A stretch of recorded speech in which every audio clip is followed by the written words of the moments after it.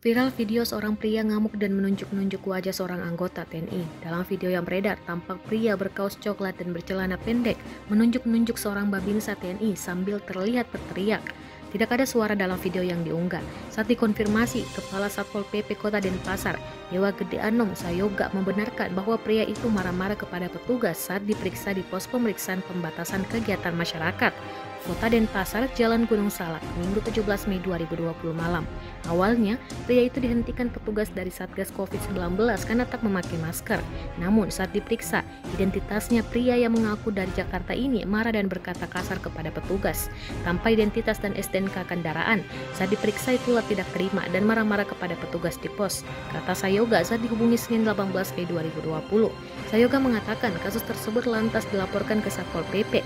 Pria itu akhirnya diamankan. Saat diperiksa, rupanya pria itu dalam pengaruh minuman alkohol. Hingga kini, pria yang belum diketahui identitasnya itu masih ditahan di ruang pembinaan kantor Satpol PP Kota Denpasar. Pria berkaos coklat itu belum diambil keterangan karena belum bisa berkomunikasi dengan baik. Sebagaimana diketahui, Pemkot Denpasar resmi menerapkan PKM mulai 15 Mei 2020 untuk mencegah dan mengurangi penularan COVID-19.